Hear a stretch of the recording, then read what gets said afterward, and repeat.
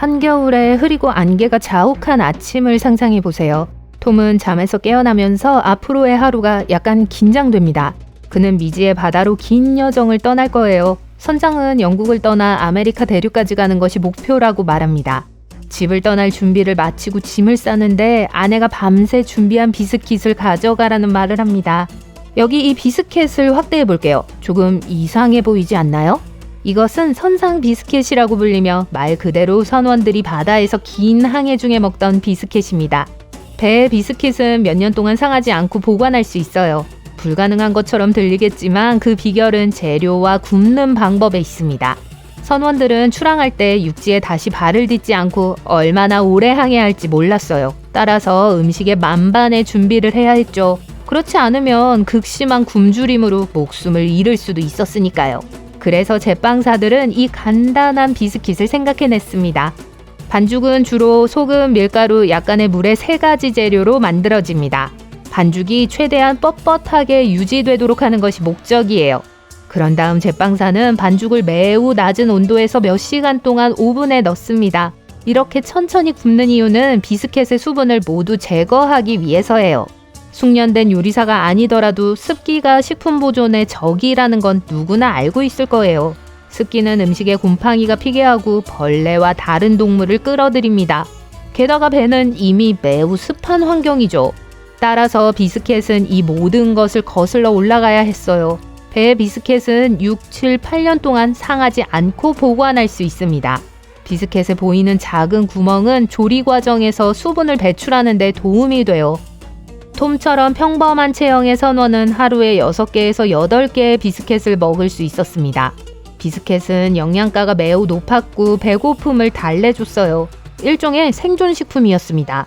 아주 즐겁거나 맛있거나 필요한 모든 영양소를 제공하는 건 아니었어요. 그저 기본에 충실했죠.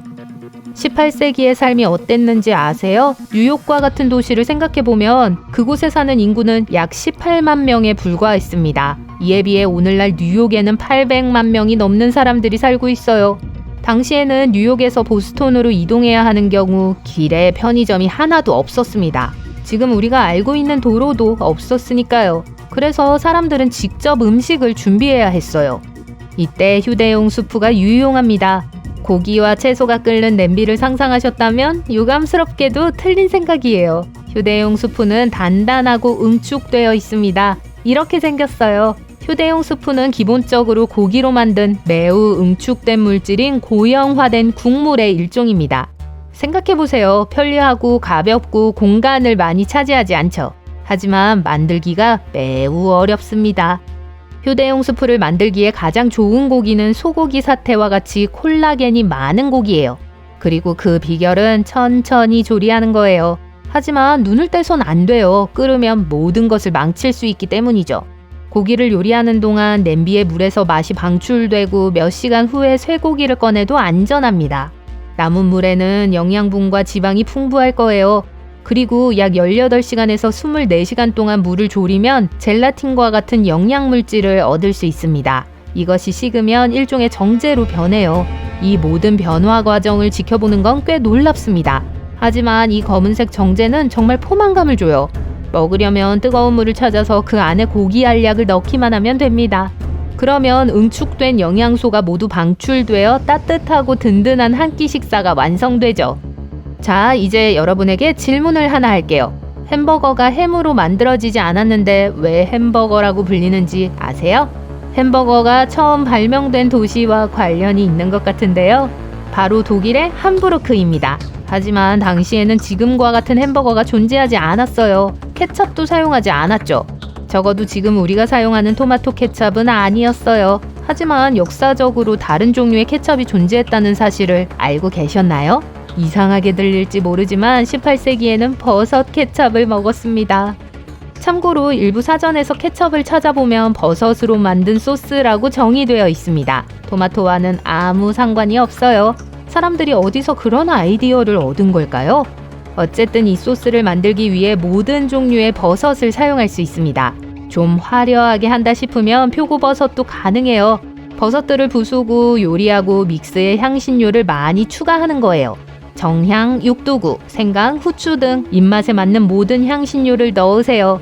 우리 조상들이 무엇을 곁들여 먹었는지 궁금하시다면 한마디로 말씀드리면 고기입니다. 예를 들어 맛있는 스테이크 위에 버섯 케찹을 부어 먹었어요. 그레이비 소스 같은 거죠. 이 얘기를 듣고 침이 고이셨다면 좋은 소식이 있습니다.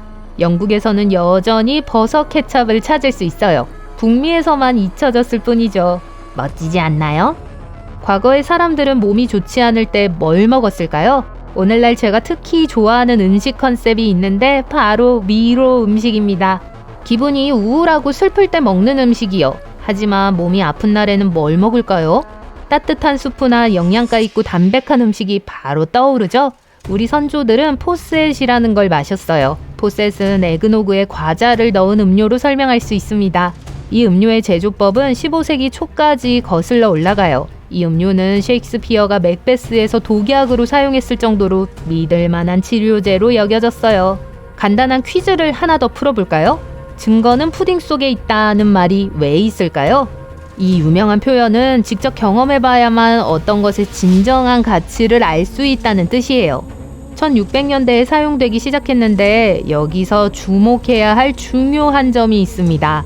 영국에서 푸딩은 미국의 많은 사람들이 알고 있는 달콤한 디저트가 아니에요. 오히려 파이처럼 짭짤한 맛이 나는 요리입니다.